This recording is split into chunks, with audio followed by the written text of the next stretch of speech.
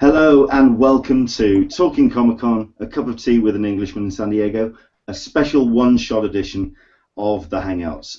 This is a special conversation that we're throwing into the mix outside of the regular weekly Hangout that we do on a Sunday to talk to someone who we've been looking forward to speaking to for quite some time, and we're really lucky to have the opportunity to talk to him. We've got a couple of guests who are going to help me along with the conversation. First and foremost, we've got Alyssa Franks from the Friends of CCI Forum. Hello, Alyssa. Hello, Leonard. Hi, Mike. And Mike. Not to be confusing. It could be. It could be a juggling match. This, but then we also have Michael Leventhal. Hello, Michael. How are you, sir? Hi, Leonard. I'm back with my beer. I have my beer again. Oh, now the thing was, we did have someone turn around and say what beer it was, and you turned around, it was Stella. Is it Stella this time? This time it's Yuengling, and it's in my Defend beer glass also. So Yuengling is being defended today. Well, it's good because I mean this is where we can have that meeting of minds, because this is where we can turn around and say, welcome along to Mike Armstrong from ReedPOP. Thank you very much indeed for joining us. Thanks for having me, guys. If you go to ReedPOP's website and you actually have a look at the team bios, it actually turns around and mentions your love of IPAs. So, I mean, do you have a pint to hand, or are you in the office? Are you in working mode at this point? I'm in the office. It's getting late, so we're winding down. There's a fridge on the other side of the wall that I might go raid a little bit later on, but for now, it's just ice water right now. Fair enough. Well, I've got my cup of tea to hand, so I think we've all kind of got a drink to hand, so that's great. Well, this is a conversation with yourself. Just in case people don't know who you are, because it says on the bio on the website, event director of ReedPOP. Now, what does event director kind of consist of? What's that entail? It's a very good question, and I'm still trying to figure it out myself. So I am kind of evolving out of a sales role. So for the past 3 or 4 years, my team and I have been in charge of the exhibit and sponsorship sales for the entire portfolio of ReedPOP events. So that includes all the Comic Cons. It includes the Star Wars Celebration event. It includes the PAX events. My role is shifting a little bit, so now I'm able to focus a little bit more on just the comic portfolio, which is what I really love, and I'm excited to dig deeper into that. So I kind of oversee the team in terms of making sure that special projects are getting taken care of, working with the department heads and all the different groups, making sure that everyone's communicating, and making sure that all of the different projects are getting pushed forward. My team and I have been in charge of the exhibit and sponsorship sales for the entire portfolio. That includes all the Comic Cons. It includes the Star Wars Celebration event. It includes. Somebody has a live mic. Someone has YouTube open. So now I'm able to focus a little bit more on right. the comic portfolio, which is what I really love, and I'm excited to do that. So I kind of oversee the team in terms of making sure. I see Leonard's thing going up. There you go. Okay. Perfect. Let's try that again, shall we? The good news is we can trim that. So Mike Armstrong, so what are the typical kind of problems that cross your desk in the role of event director? There's a wide variety. It's anything from venue issues, operational issues, things like that. Issues with specific exhibitors, and you know, I do get a good number of fan-related issues coming across my desk too. So it's really a pretty broad spectrum of things that I have a hand in. So were you part of the decision to move from the Javits last year to Pure 94 this year? Yeah, for Special Edition, yeah, it was kind of a team decision, and the thought behind that was, Alyssa, I'm not sure if you attended Special Edition last year, did you? I didn't, but I am going to this year. Very good. Last year we had an issue with Javits because our show floor was in Javits North, which is a beautiful new addition to Javits. So if you've been to New York Comic Con, that's the area where Artist Alley is, and it's a fantastic area. It's beautiful. The problem with Special Edition was that the main show floor was in that building, but then the programming was all the way across the Javits Center in Hall E. So it was about a 10-minute walk for somebody to get from the convention center from Javits North rather over to Hawley. So the piers gives us an opportunity to have everything on one floor. There's enough space there where we can have an artist alley of about 350 artists, about 100 exhibitors, and then 2 big panel rooms, which is exciting. The other thing that happened with Special Edition last year is that we were on top of 2 other really good local shows and Father's Day. So we made the decision as a team that the dates were more important than the venue. So, I mean, we can make any venue work. It might not be as attractive as Javits North is, but the date pattern worked out better for us and for some of our exhibitors and talent that's coming to the show. From my perspective, because I did attend last year, I was there, and I remember walking all the way across the hall. I luckily had Marvel was giving out those little bouncy original sin balls, so I had that to occupy my time as I was crossing the entire floor. But I have to say, for one thing, the Javits North area is great for Artist Alley in general, because it's just such a, like, it's its own area, so even during the regular, during New York Comic Con and even special, it just felt, more intimate, just a more enclosed area, for me anyway. It's the best spot at New York Comic Con. I mean, when we made the decision, I guess it was 3 years ago now, to take Artist Alley off of the main show floor and move it into its own area, that was met with a lot of resistance from the artist community because they didn't think that they were going to get foot traffic. It took 1 year. I mean, the response that we got after that show from people who were emailing me and sending me nasty notes saying that no one's going to come visit them, people were finding me on site, and I was getting emails after the show saying how much they appreciated just being in their own contained space, because it's not as intense as the main show floor of New York Comic Con. It provides an opportunity for people to have really meaningful one-on-one conversations with creators, and then vice versa, creators with fans. So I think that decision was a tough one to make, but at the end of the day, it really paid off for us. I agree. Yeah, I have to second it. Last year at New York Comic Con, it was wonderful. I spent probably Saturday and Sunday just in Artist Alley getting SIGs from everybody because I'm more of a comic person myself. But well,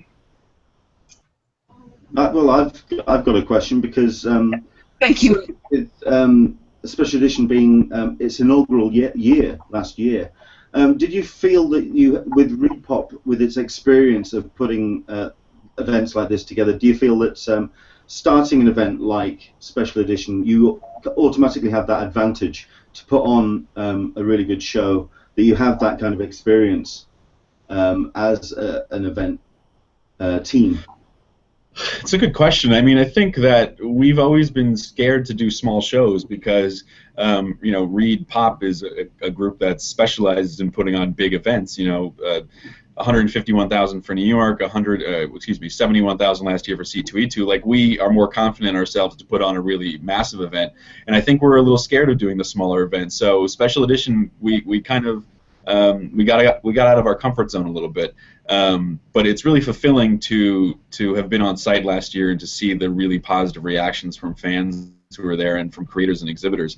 We went out on a limb on this one. I don't think people were clamoring so much for another event. There's so many conventions, and there's a convention in every city every weekend. So we wanted to make sure that if we were going to do a small event, that it was going to be the best possible event that we could do, and we're really, really happy with what happened last year. And I think the results from last year are already helping out this year. We've already sold more tickets for the 15 event than we sold for the entirety of the 14 event. So we're really excited to see the fans having responded so positively to what we did last year. It's interesting because it is so. All of your other events are very entertainment focused, whereas this one is really just drives right into the comics and the culture that started all of the entertainment people coming in. So, and I was wondering what the decision-making process was to take that leap into doing a pure comic-focused convention, and follow that on with. And you said that the tickets have the ticket sales this year have supported that, which is great to hear. Yeah, I think we do really extensive post-show surveys for all of our shows, and one thing that we saw trending for New York Comic Con over 3 or 4 years was that the people who had been with the show since year one, when it was solely focused on comics, started to feel like they were being left behind a little bit. You know, there's so much noise in New York Comic Con. There's so many different entities just clamoring for your attention, and I feel like the source material, you know, was getting pushed to the side a little bit. And you know, that's fine. New York Comic Con is a fantastic event, and it means so many things to so many different people. And there's a lot of people who are coming now for the TV and movie and for the anime and for that sort of stuff. But I think we really wanted to get back to the source material and get back to what made New York Comic Con so great when we launched it 10 years ago now. So I think having the opportunity to just go back to an old school comic show was really exciting to us. Just people across the table talking, and the fan reaction has been really good. Even the clamor for Artist Alley tables was really nice to see this year, because the artists who were there last year, I think they really value the opportunity to actually have one-on-one conversations with fans, because so often it's just, if you are an Artist Alley near Comic-Con, the horde is just moving, and people are just going with the flow and no one's stopping. With Special Edition, you're able to stop, and a creator is able to pitch you on the new series that they're working on. It's really important for small press to be able to explain a series before somebody buys it, rather than, you know, at New York Comic Con, sometimes it feels like people are just kind of browsing a table and keep moving with the horde. So I was going to ask how the talent was taking to the con. Were you getting a lot of people who are coming back to it, a lot of talent who want to come back to the con, and it seems like you've answered yes. They love it. Yeah, a lot of people who bought tables last year are coming back because, you know, they might have a new issue out this time, and the conversations that they were able to have with people really latched people on to reading their series, which is so important for a small press or for an indie artist at these shows. I mean, it's hard to hand sell when you're at a big event like New York Comic Con, because people are just so focused on either getting into the lines for the bigger signings, or to stand in line for a Funko or a Hasbro exclusive. You know, having the opportunity to just have a meaningful conversation is what Special Edition is all about. Careful with the Hasbro exclusives. Yeah, I saw that question. I know. I have a slight follow-up question to that too, since you know, you actually kind of mentioned, you know, that it is a smaller show, and you know, you get the obvious feeling that it's, you know, kind of has that old house show comic feel, and it's, you know, it's very intimate, more so than New York Comic Con. But at the same time, as the show gets, you know, more popular, you know, you want more popular, but then at the same time, how do you combat, you know, a show that starts getting very, very popular, and, you know, it gets bigger and bigger, while also keeping that smaller, you know, feeling to it? Yeah, it's a good question, Mike. One thing that we've done with Special Edition is we've picked the people that we want to be at the show, and we go after them. We don't let anybody come in and exhibit. So if you are a T-shirt vendor that we have from New York Comic Con, we tell you, no, you can't do Special Edition. Special Edition is for Golden and Silver Age dealers, it's for new comics dealers, it's for small press, it's for artists. It's not for everyone. You know, there's not going to be a massive Style and Online booth. And I love Style and Online because they serve a certain need that exists at all of the shows that you guys go to. But it's not a fit for Special Edition. So we really want to keep this as an intimate event. If we can bring more fans in there, that's great. If we can bring in more artists, that's great. But it's never going to lose the feel of a small event, I should say, because we don't have any booths that are bigger than a 20 by 20, and the biggest booth is the Midtown booth. You know, we're not looking to expand and get, you know, big 50 by 50s like we are at New York Comic Con. We're really trying to keep this as an intimate event. One thing you mentioned earlier was the ReedPOP doing well with the explosion of pop culture and comic conventions on an international scale. And I kind of was wondering what you felt what differentiates ReedPOP from other conventions. What do you feel ReedPOP gives as a kind of like what's that magic ingredient that ReedPOP bring? It's the people. I think if you look at the international expansion, ReedPOP, as most people know, is a small group within a massive trade show company. So the benefit to us when we want to expand internationally is that Reed Exhibitions has offices in all these different countries. So we did our launch in Shanghai a couple weeks ago. We have an office in Shanghai, and now we have a ReedPOP team in Shanghai. We have a ReedPOP team in Australia. We have a ReedPOP team in India. I don't think that we learned from some mistakes. When I first started with the team back in 2010, we were close to acquiring the Singapore Toy Gaming and Comic Convention, which is a fantastic event now. When we took it over, we didn't necessarily have a lot of people on ground in Singapore, so we were trying to run a lot of it domestically, and that didn't work because we don't know what the market's like as much as somebody who's in Singapore knows. Mm-hmm. So I think that having all of these different people around the world and continuing to build teams around the world is really what gives us an insight into the market.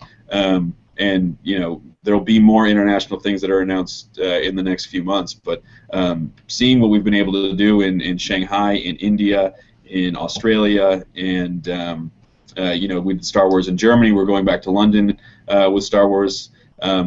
Seeing the success of those shows and how well run they are organizationally, that's a testament to the people that we brought in from Reed Exhibitions to run ReedPOP events. Do you think that's a benefit of being a commercial enterprise, other than some conventions which are non-profit, where you have the ability and the financial muscle to develop these cons, like you say, on an international scale? Yeah, I think it is. I think that we look at things through a different lens than some fan conventions would, and we're always trying to balance good experience with the business of it.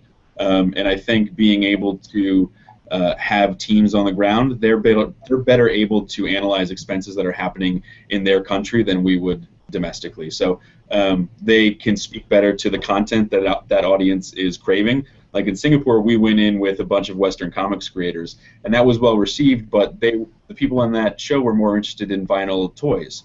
And that's not something I think we would have gleaned if we were running the show domestically. It's something that has certainly evolved with the team in Singapore evolving as well as it has, and that show is very successful right now and continuing to launch additional events in the area. But I think just the scope of Reed Exhibitions is great. What is really good about our group is that we're a small group that does what we do really, really well. So we're able to indoctrinate people in Reed Exhibitions offices around the world to the ReedPOP way of thinking, and that's proven to be very successful. Well, you say you do what you do very, very well. So you say. So, let's get to the questions. What I mean is, a bit of bragging there, but it's absolutely well deserved, and the success of ReedPOP events certainly shows that. Do we have any questions from Alyssa and Mike? Because I know we've got a number that have come through from the Friends of CCI Forum, and I know that we've got a couple from various other sources as well. Alyssa? Just following up on what you said, so with Emerald City Comic-Con, can we kind of expect them to maintain their own flavor that they've developed so well over the past few years? I know there's a couple of forum members who love Emerald City Comic-Con and are really kind of worried that ReedPOP will come in and make it into the next New York Comic-Con. We're very cognizant of that. So the people that we brought in from the Emerald City team are some of the best people that I've ever dealt with. And I was a fan of Emerald City Comic-Con. I had been going for 3 years before that there was any relationship between us. So I love that show too, and I love being able to go there, and I love Seattle, and it's such a well-run show. We're not going to push ReedPOP on Emerald City too much. I mean, there's certain things that we do better than they might do, so we're going to certainly add some operational efficiencies to that. But in terms of content, in terms of feel of show, what I want that at our other events. I don't want to change Emerald City. I want Emerald City's people and the people that we brought in from the Emerald City team to make C2E2 better and to make Special Edition better and to make New York Comic Con better, and they've already started to do that, so it's really exciting. They're on track to be one of the, and I hesitate to say this because, if you say it, it will come true, but they're on track to being one of the cons that's going to have problems with ticket sales, the dreaded topic of ticket sales. And so I'm wondering if you wanted to say anything about the New York ticket sale issue that just occurred. I mean, we weren't happy with it by any means. I mean, we're happy with the fact that there's so much demand for the tickets. I mean, that, I think, speaks to the quality of the event. If you look at the statement that Lance put out in the days after the on sale, the fact is that when 12 o'clock hit, there were more people in the queue than would we have inventory of 4-day, VIP, 3-day, and Saturday tickets. So it's a supply and demand issue. Yes, there were executional issues that happened just with the internet, but I'm really happy with the demand issue. We sold over 100,000 tickets in 3 hours, and that's not an easy thing to do, no matter what kind of back-end systems that you have. It's really disappointing to have seen all those issues come up, and to be getting still a flurry of emails of people who are dissatisfied with their experience. So that's really disappointing, and we're continuing to try to make that better. Yeah, it was not the most pleasant day here, but you know, I think we tend to be really hard on ourselves because we get, you know, people tell us what they're unhappy about, and I love that. But we get really disappointed in ourselves when we get emails like that. I think what we need to do is, oftentimes we forget to put into perspective of the happy people who are happy and don't send an email. It was disappointing. It was a frustrating day. You were in the office that day, then. Oh, yeah. Yes. I didn't hide under my desk for a part of it, but I was here. I mean, I'll say, you know, I've seen, you know, a lot of the complaints. You know, we see it on some of the forums, we see it on, you know, Facebook, but, and you kind of address this too. The simple fact is, at this point, demand is just dripping supply. So, you know, a lot of people do seem to like to blame, you know, scalpers or, you know, X or Y or Z, but at the end of the day, you only have 100, you know, you only have X number of tickets, but you have Y number of people trying to get in. And, right. You know, I mean, especially for, so I've been doing New York Comic Con longer than San Diego, but for San Diego, you know, it sells out, and people just have to, you know, accept the fact that they just, you know, they can't go this year just because, you know, that's the way, you know, the ticket sold out and I just couldn't get in. Yeah, you know? I think the thing that people have the hardest time coming to grips with is that it happened so quickly. I mean, not so quickly in the on-sale process, but it happened so quickly in the years that it took New York Comic Con to get to the level that it's at right now. So people who have been coming to the show for 5 or 6 years, who were able to get a ticket a couple weeks before the show, or, you know, 4 years ago we were selling tickets on site. Yeah. But to see how quickly that changes, I think it's difficult for people to recognize that it is a supply and demand issue, and that it's not as easy to get a ticket. I wish that everybody who was coming to New York Comic Con could get a ticket. I really, really do wish that, but it's a supply and demand issue, unfortunately. I've got a question from MZX380 on the forum. Is New York Comic Con thinking of registering tickets to each individual, like at San Diego? So putting the names on the tickets, or not on the tickets, but it's the translation between badges and tickets, I suppose. Yeah, it's something I think we're going to explore in the future. I think that we like it and the fans like the badges because it's so easy. You don't have to get to the show and stand in that queue to pick up your badges. You get your badge in the mail, you show up, and you're in. And I like some of the back-end benefits that having to register your badge would give us, because it would eliminate scalping altogether. But at the same time, I think it would really add another difficult step in the process of being at New York Comic Con. The Javits is already a difficult building to be in. It's not like there's a ton of space where we could do registration for, you know, 151,000 people who come through the door. So short answer is we're exploring everything. We want to continue to make the ticketing process better, but you know, we're looking at every possible opportunity. Speaking of scalping, what's the latest on that? How have you guys finished looking at all of the ticket sales that went through, and have you identified all of the scalpers, you think? And we haven't identified all of them, no. We continue to monitor it. You know, I don't want to get into too much detail because I don't want to give away anything. But yeah, it's something that we're continuing to monitor, and per the terms, you know, we don't like scalpers. We want people who want to come to the show to be able to buy it at face value. So it's something we're continuing to monitor. Yeah. Mike? Nothing more about this ticket sales. I mean, I had a few more, you know, 1 or 2 questions about New York Comic Con, but I also wanted to go back to Special Edition. I had a few more questions for that, 1 or 2 more for that anyway, if you're willing to go back for a few minutes. I'll go back happily. So, well, so you kind of touched on it before, but you mentioned that, you know, a lot of last year's artists, you know, came back and said, all right, I want to come back this year. And I do also notice that some of the artists are the same artists that actually are at New York Comic Con, are somewhat the same as Special Edition. So my question is, do you kind of want the same artists? Are you targeting different artists? Are you targeting more local artists? You know, so at least to make a distinction between the two shows. Yeah. I think that, you know, the original goal of Special Edition was to bring in people who don't do shows.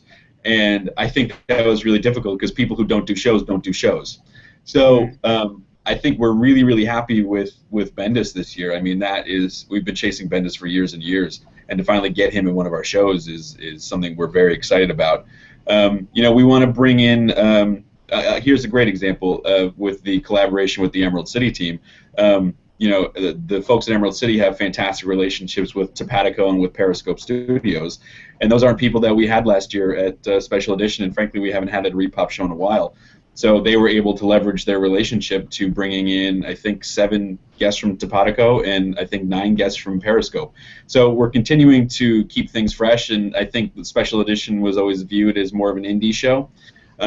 So we're continuing to invest in, you know, talent from Image and Dark Horse and Boom and IDW, but still having a really solid presence of Golden and Silver Age people, and as well as modern Marvel and DC writers and artists. Cool. I've got a question from Bukarend on the forum, and I probably mispronounced his name. He says, I was just looking at the SE NYC map, and there seems to be an autograph area. Does this mean that the majority of writers will be signing there, while artists will be at their own tables? We can just basically call that autographing line the Brian Michael Bendis autographing line. Okay. That's Bendis. You know, he's going to create a lot of buzz, and he's going to have a pretty massive line. He's doing a lot of signing for us. He wants to get everybody who wants to see him. So I think on Saturday he's doing 3 different signing times, and on Sunday I think he's doing 3 as well as a panel each day. Oh, wow. So that is there to manage the fervor for Brian Michael Bendis. But most of the writers are in artist alley tables as well, so they're going to be very accessible throughout the course of the weekend. Any other? Ask another forum question before I go back to I hog up the question. Okay, let's see. Well, I've got one. This is from Debstar.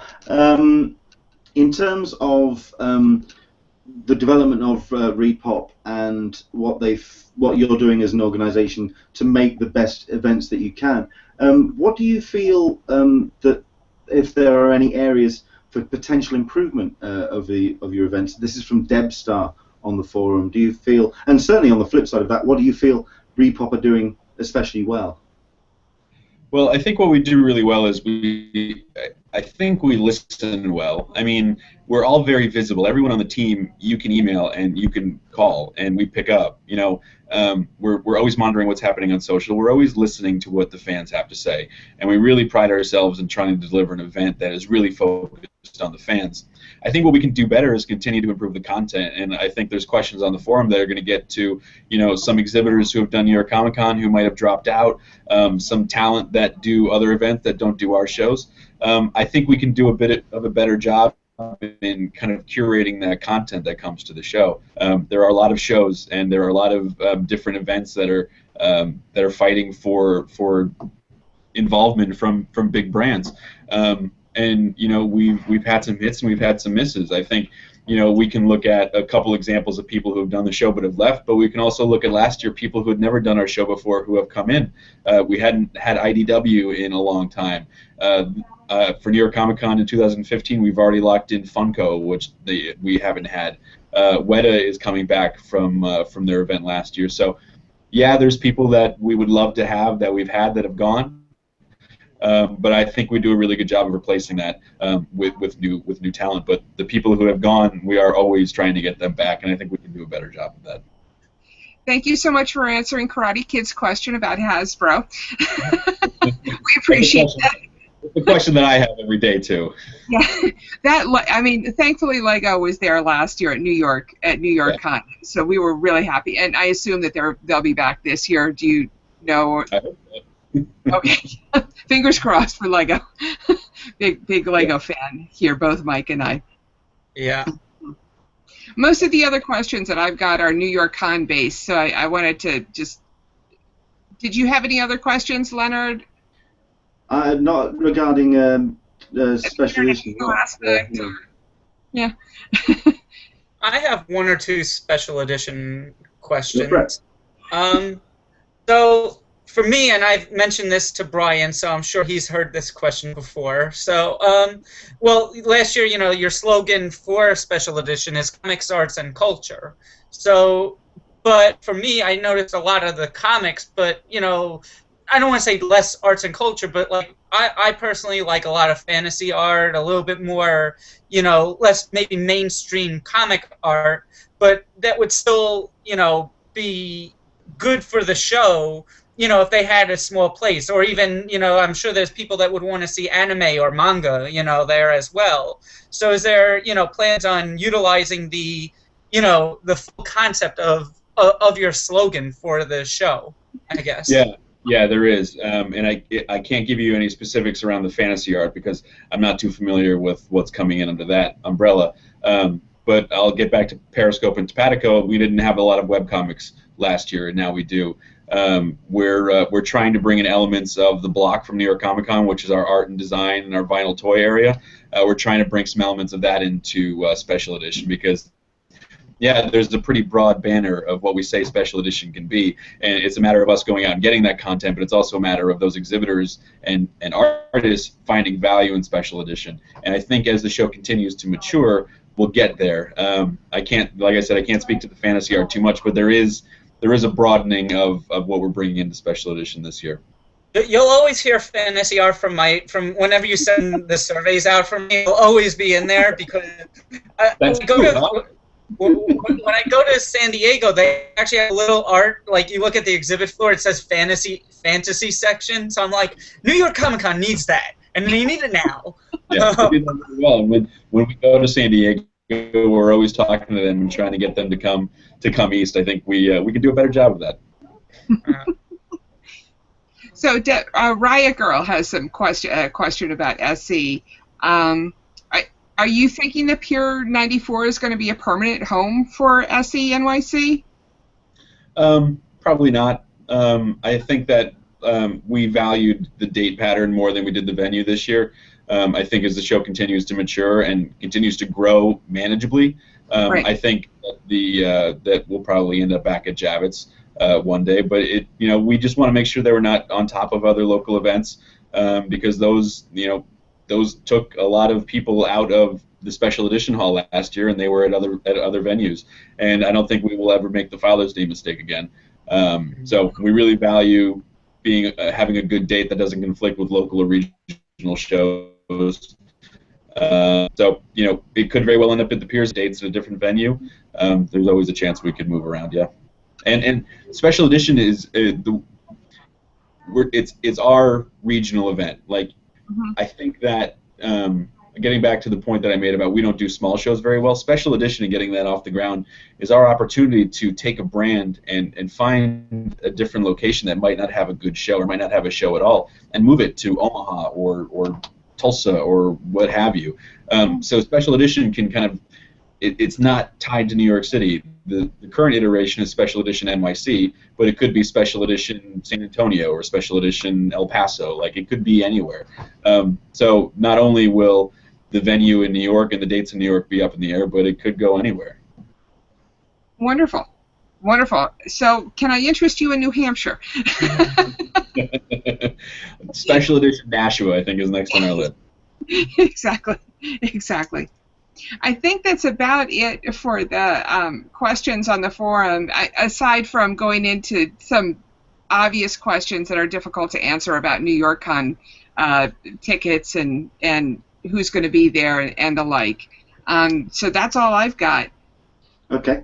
Well, I mean, I know that there's been a number of questions on the forum, certainly regarding, certainly something that is interest of me, because it did take place at San Diego this year, and it was a bit of an issue there, and I do know that it was an issue at New York City, New York Comic Con last year, in terms of opening up the exhibition floor, and prior to that, when you have people with exhibitor badges kind of making their way to collectibles and to exclusives lines before the doors officially open. I think the concern was, is there any plans for ReedPOP to kind of either control that or police that in a way to allow fans to get into the lines prior to the people that have kind of been able to kind of maneuver themselves into those lines beforehand? Yeah. There are some exhibitors that police it on their own, and they do it really well because they're also very passionate about making sure that the fans are getting the exclusives and not exhibitors. One thing that Emerald City does really well, and I'll keep pushing on them, Emerald City does a really good job with this, and they have really tight control of their floor plan. They might not have the clamor for exclusives because they don't have a lot of toy guys right now. It's mostly exclusives for variants at Image or IDW or Dark Horse. But I think what we're going to be maintaining more control over our show floor, and that includes before the doors open when exhibitors are circling, you know, the hoping for a Mattel booth or, you know, circling the Funko booth this year. So it's something we're continuing to look at. We've tried some things at our Star Wars events, and we've done them relatively well. I think they need tweaking. It's something we're continuing to work on and analyze. Fair enough.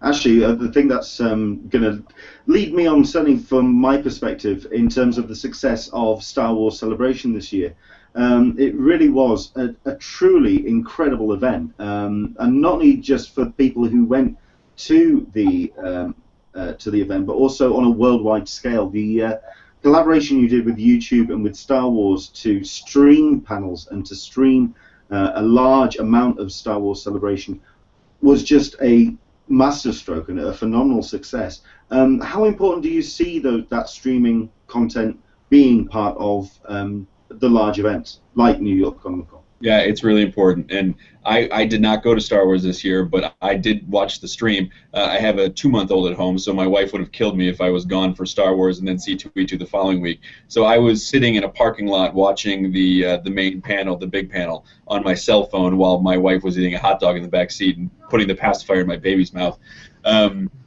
We do that. We do that at a lot of our events. I think there was just so much fervor behind the Star Wars panel that is the one that people notice.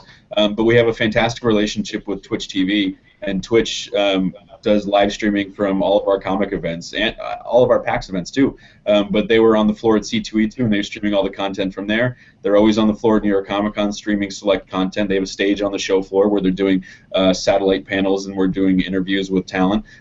So I think that if you look at the numbers, we've been doing it for 2 or 3 years now. If you look at the numbers as they continue to increase, it's obvious that the fans want that, and people who might not be able to get a ticket to New York Comic Con or might not be able to travel to C2E2, they can still see the content. So that's really important for us and for our partners. The studios and the comic publishers and the talent love the opportunity to reach more eyeballs throughout the course of the show. So the stream is really, really important to us.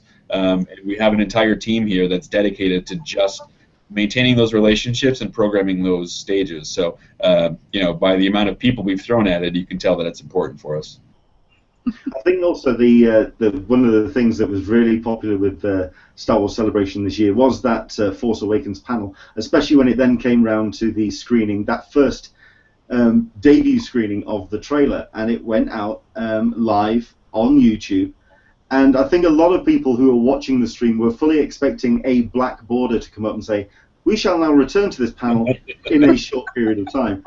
And then it just went out onto YouTube, and I think the success just it speaks for itself. It was just an incredible event. But it also just really ramped up anticipation on a worldwide scale, and certainly with coming over to London next year, I'm obviously excited about that. We have actually had someone, Gary Quigley, who's texted in and asked, what can we expect from London Star Wars Celebration, which perhaps was slightly different to what we saw in Anaheim this year?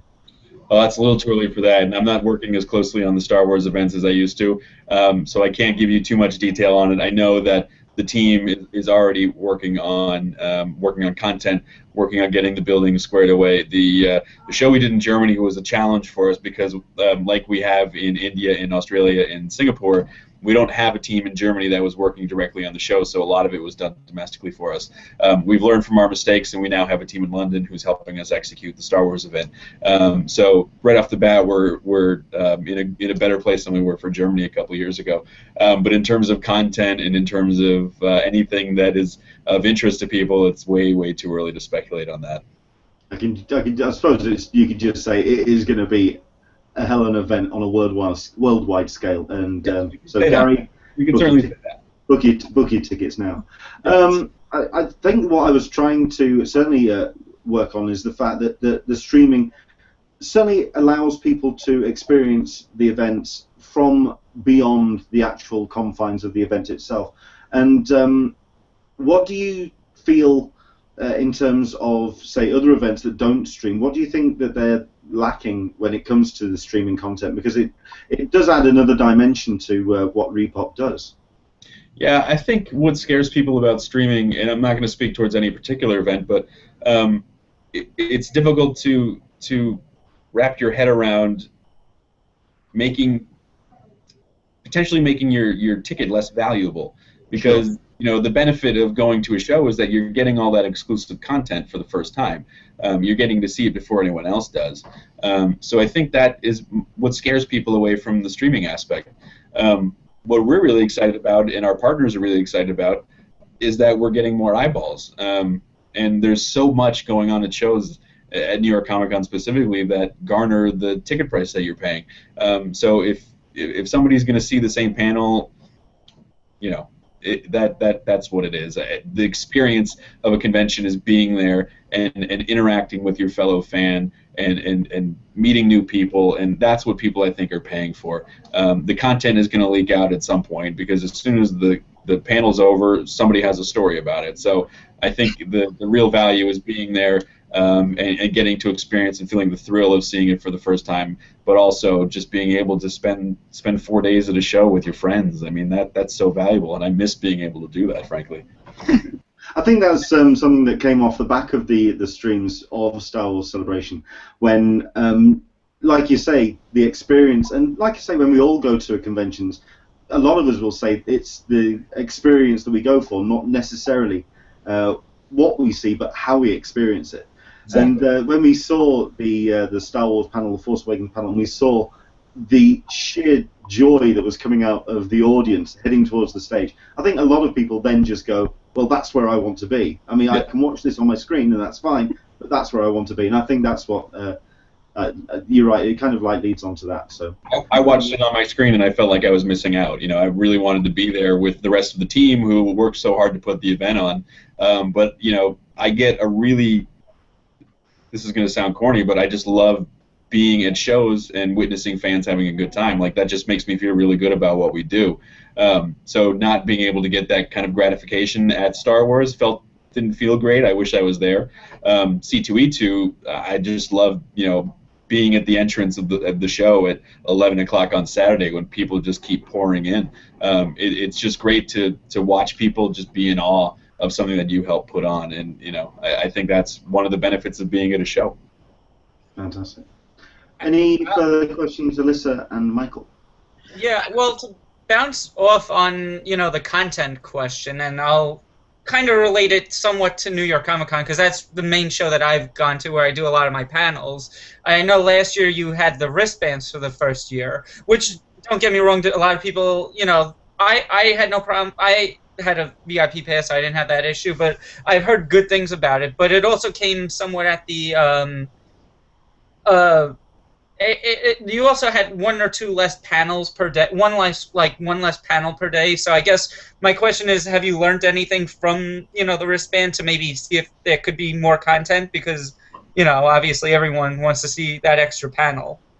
The wristbands were probably the best thing we've ever done. The one thing I don't like is people coming to a show and having to be in line all day to get to a panel that starts at 5 o'clock. and our exhibitors don't like that, and the people who are participating in other panels don't like that, because you're just sucking people off the floor, and you're sucking people out of other panel rooms because they want to be around. They want to make sure they're in that line for that 7 o'clock panel. So the wristbands are the best thing we've ever done in terms of, you know, spacing. I think we need to give ourselves a little bit more time, because now we're clearing that hall after every panel, which we didn't do before. So that's you know, where we used to be able to clear. We used to be able to clear out half of the room who was going to leave in 15 minutes. Now it takes us half an hour to clear everybody out. So, you know, we weighed the options, and one option was what a lot of people were asking for, where they want the panel rooms cleared so that they can go to the panel that they want to. That in turn is going to eliminate a little bit of content from the main theater. You know, we do have the Empire stage, which was brand new 2 years ago. 2 years ago. So that's another big room that seats about 1,500 people. So we're trying to balance the fan wishes and their overall satisfaction with being able to funnel through enough content. So it was a debated, you know, thing over here. We talked about it for a really long time, but I think ultimately the wristbanding and one less panel a day was what we decided to do, just because it didn't keep people in that queue hall all day, which is something that we wanted to avoid altogether. I'll interject. So I did hear, you know, my mom actually went to New York Comic Con with a pass. So, I mean, based on how much I talk about the show, she was like, oh, I'll go. And she did use the wristband. So, you know, I want to at least admit that, yeah, she liked the wristband, you know, and I did hear good things about the wristband. My question was just more in terms of, you know, all right, we tried it out last year. Now let's improve upon it, and let's, you know, whatever. So don't get me wrong. It was a good, I think overall it was still a good choice to make. Yeah, the wristband thing will happen again until the technology for the RFID catches up, where we're able to kind of use that as the way to kind of get in line for a panel. We're not there yet, so we're going to have to go caveman a little bit more with wristbands, but hopefully that technology is going to catch up, and we can go true Disney World on things with fast passes and things like that. But that's a ways away for us. Yeah. From a fan perspective, the wristbands were brilliant. I loved it, because I'm one of those people that I'm just happy to be in the room. I don't want to necessarily be in the first couple of rows, so I came back at 4 o'clock for the Daredevil panel, and I was thrilled. Good. So, that was a good one. That I don't get to see many panels, but that one, and then the Tomorrowland panel, which was on Thursday, I think those were the two that I snuck away from my duties to go see. Yeah, that one was worth it. That was brilliant, and as has the show been. So I have a very positive feeling about the wristbands. I was a little unsure as to whether or not that the logistics would work out, and I was very happy to see that it did work out so well. A number of people on the forum were concerned about it, and you pleasantly surprised, just like I was pleasantly surprised about the RFID technology, having that implemented a year or two ago was. And it seems to be working out well. From a personal perspective, I do have one question with regards to the badges, the tickets at New York Comic Con. I had noticed that there is a much higher replacement fee on the tickets this year. Do you know anything about that, or are you party in that decision-making process to charge a higher fee to reissue a ticket? You know, I can't speak to the specifics on that one. I'm not entirely sure. I can get back to you with an email, and you can post it on the forums when I have a good answer for you. No worries. No worries. So that was about it for me. Okay. That wasn't so bad. I think the one question I'd certainly wanted to put to you in terms of, as a fan of someone who's gone to San Diego Comic-Con, who has seen, as part of con culture exploding as it has done, and ReedPOP has been at the forefront of that. You've seen how San Diego has turned into an event that is held at the convention center into an event that is held in San Diego. Now, obviously, New York has had a very similar event when you did a number of events outside of the Javits Center, and you've expanded out into the city. Can you see more of that happening, not just at New York Comic-Con, but also at your other events as well? Yeah, it's. You know, I get jealous when I go to San Diego because, you the whole gas lamp and the entire city is transformed into something that's Comic-Con. And if you look around the Javits Center, as much as I'm a New Yorker and I live in New York, you've got parking lots and you've got, Construction. Yeah, it's not easy to kind of bleed out into the city organically like they do at San Diego. So our New York Super Week initiative was our answer to that, and is our answer to that. I think we learned a lot from year one of Super Week, and what we're doing this year is fewer, bigger events. And you're also going to see elements of New York Comic-Con bleed out into the city. So your New York Comic-Con badge will get you access to things that are going outside the city. There's way more detail to come on that later on, but that's definitely something that we see because we've outgrown the Javits Center. We outgrew the Javits Center 2 years ago. So we're continually trying to find locations around the city and in the area where we think that we can spread out, in a way that we can sell more tickets so we can get more people to enjoy New York Comic-Con and take care of our supply and demand issue, but also provide a better experience where people aren't just locked up in a convention center all day, but they're able to go explore New York City and go see New York Comic-Con events in different areas. So that's our answer to that, and I'm really excited about what the current lineup of programming, and most of that's already up at NewYorkSuperWeek.com. But yeah, there's more to come there. I think it's something that we're really excited about, and we feel internally that New York Super Week can be bigger than New York Comic-Con because it would serve so many different niches that we might not be able to serve at the show at the Javits, but we can help with smaller events or different events off-site. I think also what will help a little bit is the 7 train is going to eventually be finished, which will allow a few more people to get into the area. Allegedly. But I guess we don't know that just yet. We've been promised that for years. Don't get my hopes up. But I get. But speaking of Super Week, I mean, I know last week it was obviously limited to just the week of New York Comic-Con. But is there thoughts on a Super Week event? But maybe a sponsored thing where once or twice a month, throughout the city, maybe into the Hudson, that you see, oh, New York Super Week presents, X or whatever. Sorry, I was signing something for Jackie. Hi, guys. Hi, Jackie. Hi, Jackie. Hi, guys. Uh-oh, that's the kitchen. Oh, yes, it is. Bear with me.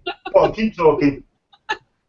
Sorry, Mike, your question. I'm not sure. I don't know. We don't know what the fans want.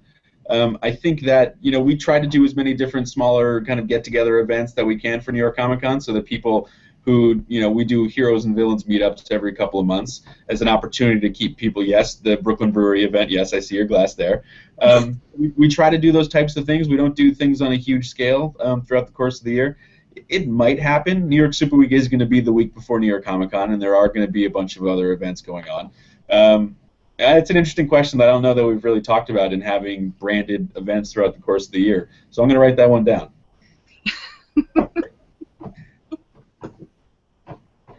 All right. Okay.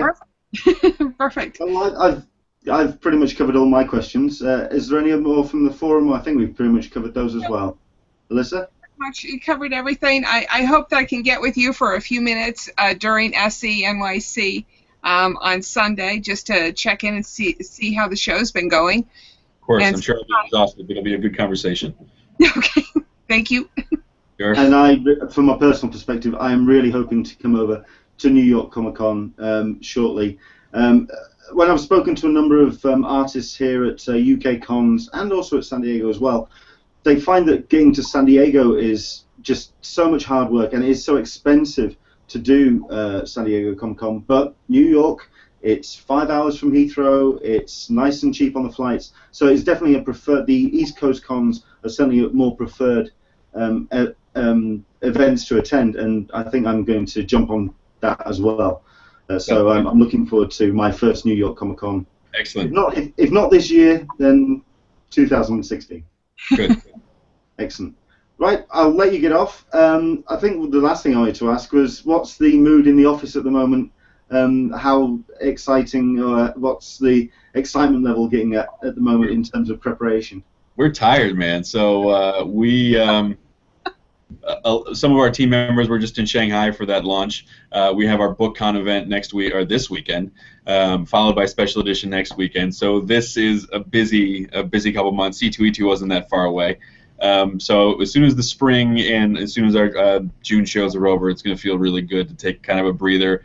We'll be in San Diego, obviously, checking out that show, and then just gearing up for New York Comic Con and PAX Prime. So we're all a little exasperated right now, but slowly we'll start to come back to life as we check things off the calendar. Well, we desperately hope that you do get a chance to spend more time with your 2-year-old. At some point in the next month or so. Yes, my wife would like that too. And once again, thank you very much indeed for your time. I really appreciate it, and I'm certain all our viewers do as well. Once again, Mike Armstrong, thank you very much indeed for joining us. Thanks, guys. Excellent. So once again, thanks to Alyssa for coming along, and thank you very much indeed to Michael Leventhal. That's been our conversation with Mike Armstrong. Don't forget, we are back again on Sunday as we do another cup of tea with an Englishman in San Diego, as we are talking to David Glanzer from CCI as we start heading into the final 6 weeks as we prepare for San Diego Comic-Con. Thank you very much indeed, and we'll speak to you soon. Take care. See you soon. Bye. Bye. Bye. Bye, guys.